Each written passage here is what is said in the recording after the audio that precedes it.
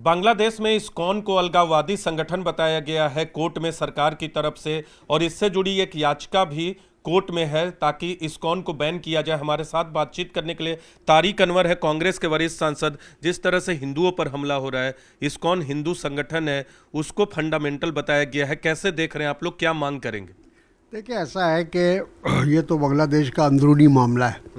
कानून व्यवस्था को देखने की उनकी जिम्मेदारी है, लेकिन उनको भी ये चाहिए कि ऐसा कोई कदम ना उठाएं जिससे किसी रिलीजियस या धार्मिक जो आस्था है उस पर किसी तरह का आँच आए। और जो भी फैसला उनको करना है सोच समझ कर लेना चाहिए। और जाहिर है कि वहाँ हिंदू अल्पसंख्यक हैं और उनको उन पर विशेष ध्यान देने की आवश्यकता है, क्योंकि किसी भी देश की जो देखा जाए कि उसके रख रखाव का और उसके सामाजिक ताना बाना का इस बात से जाहिर होता है कि वहाँ अल्पसंख्यक समुदाय किस तरह से रह रही है और किस तरह से सरकार उनको विश्वास में ले रही है। तो ये बांग्लादेश के जो हुक्मरान हैं उनको इस बात को देखना चाहिए।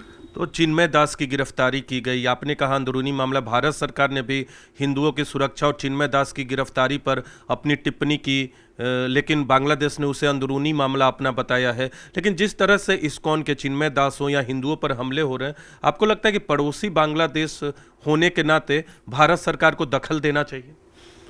नहीं, मेरा ख्याल है कि डायरेक्ट दखल नहीं देना चाहिए, क्योंकि वो अंदरूनी मामला है।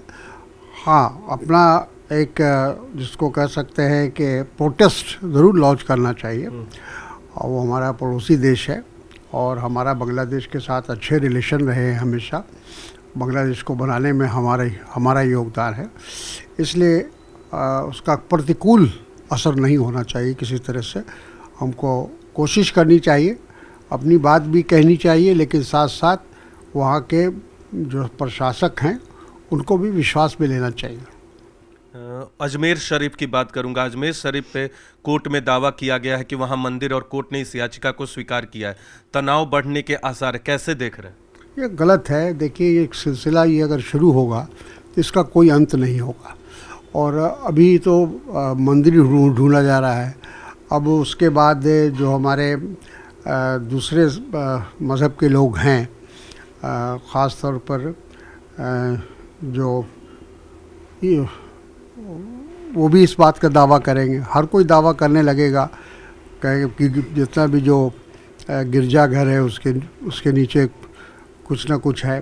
तो कोई, चूँकि हम लोगों ने एक कानून बनाया था, नरसिम्हा राव जी जब देश के प्रधानमंत्री थे, इसी चीज़ों को एक तरह से अवॉइड करने के लिए कि आगे भविष्य में कोई ऐसा मसला ना उठे, तो राम मंदिर को छोड़कर, उस विवाद को छोड़कर ये तय हुआ था कि 1947 के बाद, आज़ादी के बाद, जो धार्मिक स्थल जिस समुदाय के पास है वो उनकी अमानत है।